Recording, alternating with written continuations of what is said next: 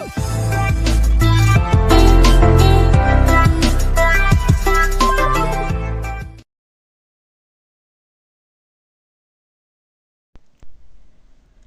वालेकुम viewers, hope so सब fit होंगे। आज का बहुत खूबसूरत सा व्लॉग हम आपके साथ शेयर कर रहे हैं एक साड़ी की मेकिंग का। और ये ऑर्डर मेरे से हुआ था जी इस्लामाबाद से। तो ये एक हमारी बहुत प्यारी सी क्लाइंट है जो कि अल्हम्दुलिल्लाह काफ़ी काम करवाती रहती हैं और काफ़ी सेटिस्फाई भी हैं। ये उनके थ्रू आई थी हमारे पास, उन्होंने हमें प्रेफर किया था आगे और इन्होंने फिर हमसे जो है वो बनवाया था अपना ड्रेस, यानी कि साड़ी बनवाई थी। तो साड़ी पर ये कुछ इस तरह से स्ट्रेट लाइंस आनी थी। तो ये स्ट्रेट लाइन का जो पेपर था ये बहुत ही सिंपल सा था, लेकिन ये हमारे ट्रेसिंग वाले भैया के पास अवेलेबल नहीं था, तो इसलिए हमें ये पेपर जो है वो बनवाना पड़ा। काम बहुत सिंपल सा था, इसलिए शुक्र है कि उन्होंने हमें फ़ौरन करके दे दिया, वरना उन्होंने वही रखना था कि हमें 1 वीक बाद या 10 डेज़ बाद। तो जी ये पेपर जो है वो हमारा सिंपल सा वो बन चुका था और इसको हम लोगों ने कुछ इस तरह से साड़ी पर जो है वो ट्रेस करवाया था कि साड़ी पर फ्रंट का जो हिस्सा होता है जहाँ प्लेट्स चलती हैं वो लाइंस यहाँ पर आनी थी वर्टिकल, और जो साड़ी का पल्लू होता है, ठीक है, उस पर आनी थी हॉरिजॉन्टल लाइंस। अच्छा, तो इन्होंने हमारे पास जो फैब्रिक भेजा था, तो इन्होंने अपने मतलब टेलर से कंफर्म करके कुछ फैब्रिक हमारे पास भेजा था। 8 यार्ड्स का हमारे पास फैब्रिक भेजा था, जिसमें जो है 8 यार्ड्स यूँ समझ लें कि इनकी टोटल साड़ी ही बनी थी 8 यार्ड्स में। पल्लू हम लोगों ने लंबा रखा था क्योंकि बहुत पहले जो साड़ियाँ चला करती थी वो 7.5 गज़ की साड़ी होती थी, आधी गज़ के अंदर वो ब्लाउज़ हो जाता था कवर, ठीक है। लेकिन अब जिस तरह से ट्रेंड है कि साड़ी का पल्लू बहुत लंबा लिया जाता है और मतलब वो हील्स पहन के भी पल्लू ज़रा ज़मीन को लग रहा हो बिल्कुल फ्लोर लेंथ में, तो वो ज़्यादा खूबसूरत लगता है बजाय इसके कि छोटे छोटे पल्लू वाला अब ट्रेंड बिल्कुल भी नहीं है। तो हमारी क्लाइंट ने फैब्रिक भेज दिया था, फिर हमने इन्हें कहा कि नहीं भैया आपका कम रहेगा, अभी जो कंप्लीट फैब्रिक है उसके अंदर हम आपकी साड़ी बना देते हैं और आप जो है वो ब्लाउज़ का कपड़ा आप हमें और भिजवा दें। अच्छा, ये इस पर हम लोगों ने जो वर्क किया था ना, आप देख रहे हैं, ये थी जी ट्यूब बोलते हैं, शीशे वाली ट्यूब थी ये कॉपर कलर में, और इसके साथ जी कटाना था वो भी कॉपर था, और ये हमारा सीक्वेंस जो था ये हम लोगों ने मैट में लिया था, ये भी हम लोगों ने कॉपर कलर में ही लिया था। अच्छा, जो इन्होंने फैब्रिक जो हमें भेजा था ना, ये कुछ थोड़ा ये समझ लें कि थोड़ा कॉफ़ी बेज कलर था, कॉफ़ी बेज कलर था, और शिफॉन का ये फैब्रिक था, और शिफॉन भी मतलब वो क्रिंकल वाली शिफॉन थी। अब क्रिंकल शिफॉन का ये होता है कि अड्डे पर लगने के बाद है ना ये फैब्रिक बहुत ज़्यादा स्ट्रेच हो जाता है, मतलब अच्छा खासा स्ट्रेच हो जाता है ये फैब्रिक,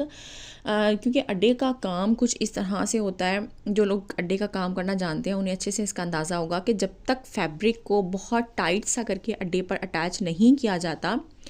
तो उसके अंदर जो है वो नीटनेस नहीं आती काम के अंदर, और अड्डे पर से उतारने के बाद उस काम के अंदर वो ऐसे जिस तरह झोल रह जाता है कपड़े में, वो झोल रह जाएगा या फिर वो लूज़ रह जाएगा, उसमें जो आपका सीक्वेंस है, कटताना, स्टोन्स वगैरह हैं, वो चीज़ें ऐसे लटक रही होंगी, तो यानी कि वो एक बहुत ही बुरा सा बनकर तैयार हो जाता है, उसमें बहुत सारे जो है वो डिफेक्ट होते हैं। लेकिन अगर हम स्टार्टिंग में ही, इसका रूल होता है कि अगर आपने अड्डे पर फैब्रिक को अच्छे से टाइट करके अटैच कर लिया ना, तो फिर इंशाल्लाह उसमें झोल भी नहीं आएगा और नीटनेस भी आ जाएगी काम में, मतलब कोई भी इस तरह का इशू नहीं होगा। अब शिफॉन का ये था जी, क्रिंकल शिफॉन का ये इशू था कि हम लोगों ने जब इसको अड्डे पर लगाया है तो आप यूँ समझ लें कि अगर इसके विड्थ जो थी वो 1.5 गज़ थी ना, तो अड्डे पर लगाने के बाद वो ऑलमोस्ट 2 गज़ के करीब पहुंच गई है, पौने 2 से तो अबव हो गई थी। मतलब इतना ज़्यादा ये फैब्रिक खुला है, और ज़ाहिरी बात है हम लोग ऐसे नहीं कर सकते थे कि हम इसको छोड़ दें, हम इसको लूज़ लूज़ सा लगा लें अड्डे पर और हम इसको ज़्यादा ना खींचें, क्योंकि ये पॉसिबल ही नहीं था, अड्डे का काम इस पर होना ही नहीं था इस तरह से, ठीक है। तो अब जब ये फैब्रिक अच्छे से अड्डे पर लगा है तो ये ज़ाहिर है स्ट्रेच हुआ, और जितना ये स्ट्रेच होना था उतना हुआ, ठीक है। तो इसमें ये होता है कि chiffon, crinkle chiffon, specially crinkle chiffon पे बहुत हैवी हैवी कपड़े नहीं बनते, या तो फिर ऐसे होता है कि उनमें यूँ समझें कि वो बिल्कुल प्लेन हो जाएगा कपड़ा, उसकी जो सारी क्रिंकल होती है वो निकल जाती है शिफॉन की। फिर ये वाला जो है फ़र्क आ जाता है कि फ्रंट अलग हो जाएगा, बैक अलग हो जाएगा, क्योंकि ज़ाहिर है बैक पर इतना हैवी काम नहीं होता मोस्टली, कुछ लोग तो बिल्कुल भी नहीं करवाते, तो उनका फ्रंट और बैक जो है वो डिफरेंट हो जाता है।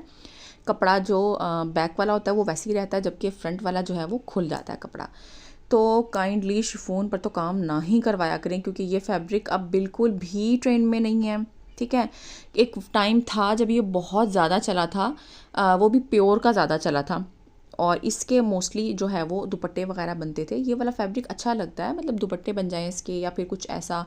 ऐसे ड्रेसेस बन जाएँ जो लाइट लाइट से हों, हल्के फुल्के काम के हों, ये लेसेस वगैरह लग जाएँ, ये कपड़ा इस हिसाब से मुनासिब है। अड्डे के काम के लिए ये कपड़ा बिल्कुल भी मुनासिब नहीं होता। तो जी खैर ये साड़ी हम लोगों ने तैयार की। इस पर जो काम था वो सीक्वेंस कटाने का था, और इसके अलावा हम लोगों ने इस पर पर्ल यूज़ किया था। स्किन से कलर का वो पर्ल था, मीडियम साइज़ में, और अल्हम्दुलिल्लाह अच्छी बन गई थी, प्यारी लग रही थी बनने के बाद। और ये जो ऑर्डर था डिस्पैच हम लोगों ने करवाया था पोस्ट ऑफिस से, और उनको ये आई थिंक 3 वर्किंग डेज़ में उन तक ये पहुंच गया।